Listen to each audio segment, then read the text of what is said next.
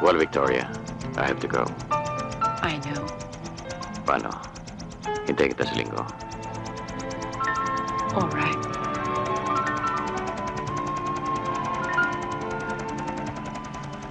Take care. You too.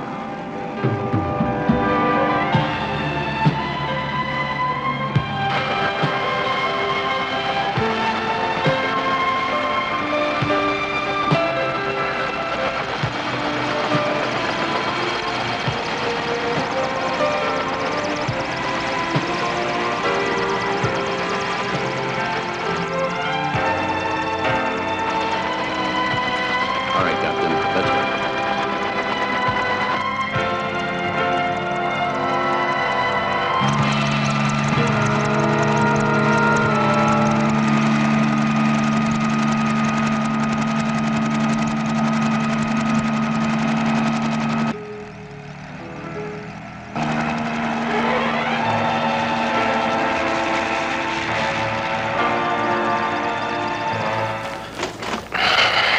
Ayan.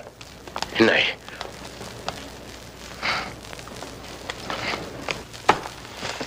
Mabuti nakarating kayo kagad. Sinundo ako nila eh.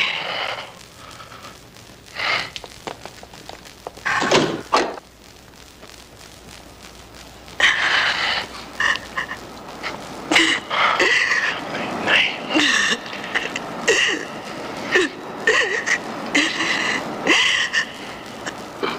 Tama na, Inay. Tama na.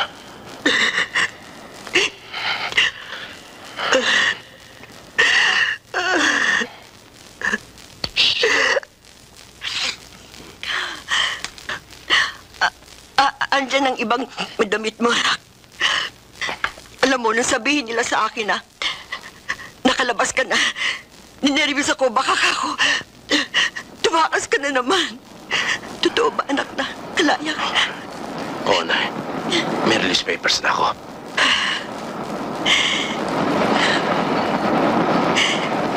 Eh, bakit hindi ka sa atin umuwi?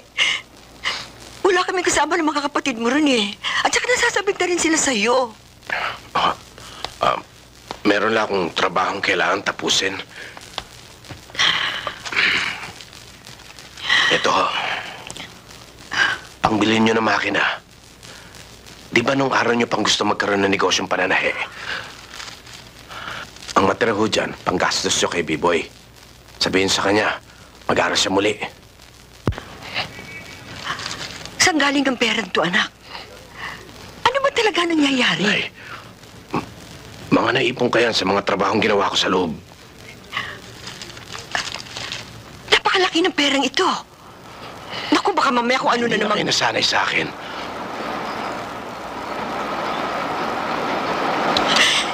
Basta't nang gagawin mo, eh talagang hindi ako masasanay.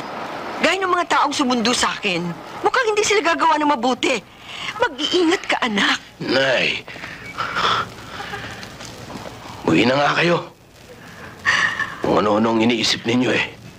Trabaho lang to. Sige na. Tapusin mo na kung ano man yung trabahong yan. At pagkatapos, umuwi ka na sa atin. At nang magkasama-sama na tayo. Opo, Inay.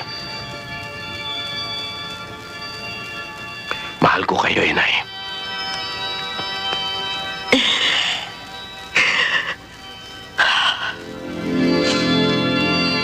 Kung maibabalik ko lang ang pagiging bata mo, na bawat sabihin ko ay sinusunod mo agad.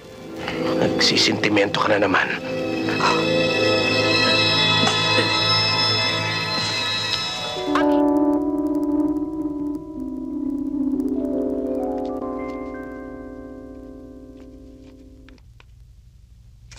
Miss Ferrer, mabuti ho at napasyal kayo uli. Maraming salamat ho dito sa halagang 5,000 tseke. Matagal na ho kayong hinihintay ni Nora. Kung may kaya lang ako sa buhay hindi ko bibigay sa inyo si Nora Kasi Miss Ferrer, may pitsang pinagbilin sa akin ng kanyang nasirang ina. Alam nyo, matali kaming magkaibigan ng ina niyan si Corazon. Habag na habag nga kaming lahat kay Nora. Dahil lang mamatay si Corazon, ni isang kusing, Miss Ferrer, walang naiwan ang aking kaibigan sa batang yan. Nasaan yung si Nora? Ayun siya. Ang walang yang lalaking yun. Mayaman daw. Mabutit hindi ko nakilala ang matandang yan. Kung hindi, nakatikim siya ng masasakit na salita sa akin. Kahit na isa pa siyang doon. Natiis niyang mangulilang mag-ina. Porke ba't kulasisi lamang niya si Corazon? Tutuloy na ho kami. Tena. Magpapakabait ka. Alis na po ako.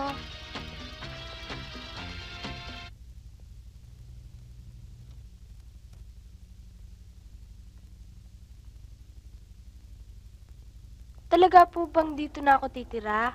Oo. Nagtataka po ako kung bakit niyo ako gustong ampunin. Tsaka, ba't niyo ako nakilala? Tsaka... Marami ka pang dapat malaman, Nora.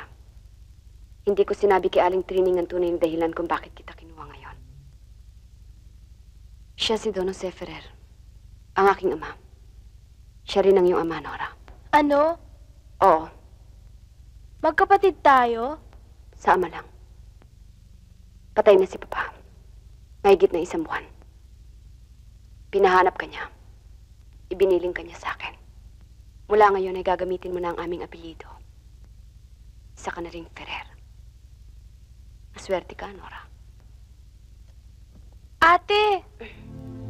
Maligo ka nga muna.